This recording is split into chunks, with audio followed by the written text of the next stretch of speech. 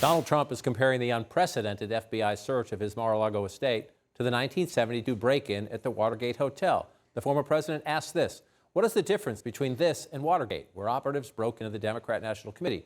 Here, in reverse, Democrats broke into the home of the 45th president of the United States. Well, let's explain the difference. The Watergate break-in was illegal, a burglary by Nixon henchmen.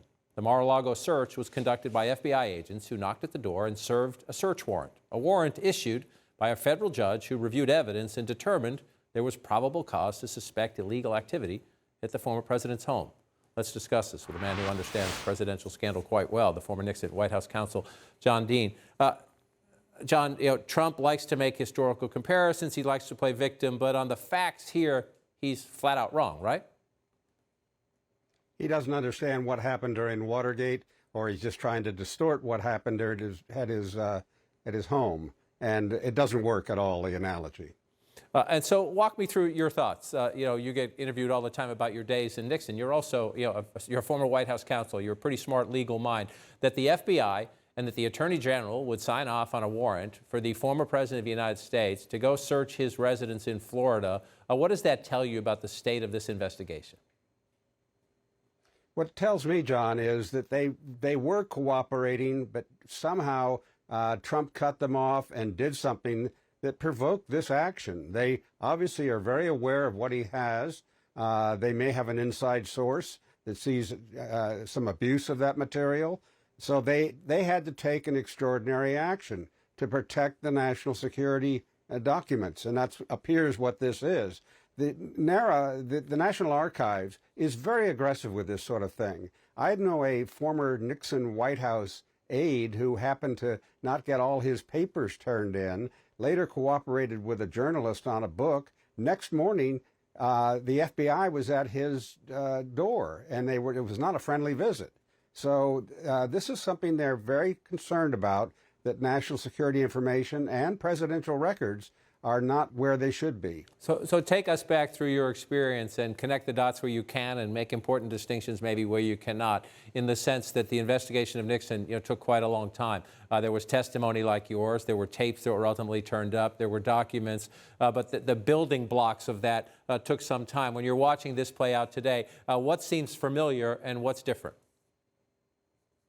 Well, when my first reaction when I heard about the serving the search warrant, that I figured, which investigation is this that they think they have documents? It wasn't until later, and actually in Trump's response when he said Hillary Clinton got away with her emails, well, I said, that means he's dealing with documents that are missing and he hasn't turned in, or something of that nature.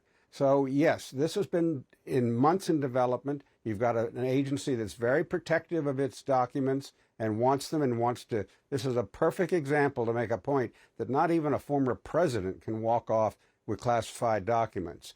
If you recall, Sandy Berger, who was Bill Clinton's national security advisor, went out and tried to take some documents from the National Archives, and he didn't go to jail for it, but he got a heavy fine. The judge fined him $50,000 and really scolded him because it was a stupid thing he did. So this is something that is aggressively pursued. It appears to be separate from Trump's many other problems. But while they were there and serving that subpoena, if they saw anything related to his involvement in the overturn of the election, they could take that. So we don't know, and what Trump should do is turn over and open up the warrant and let us all see what they wanted. It would be great to see what they wanted. I'm sure that the Justice Department, they want to wait till they get to the key point in the investigation. Before I let you go, just an observation. It's hard for me to believe, I don't know whether to call it irony or what, that we're having this conversation 48 years to the day of Richard Nixon leaving the White House. 48 years ago in this hour, Gerald Ford being sworn in as President of the United States. What goes through your mind? Well, who would have thought that we'd have a president that is more troublesome than Richard Nixon? I never dreamed that someone would make him look like a choir boy, but here we are.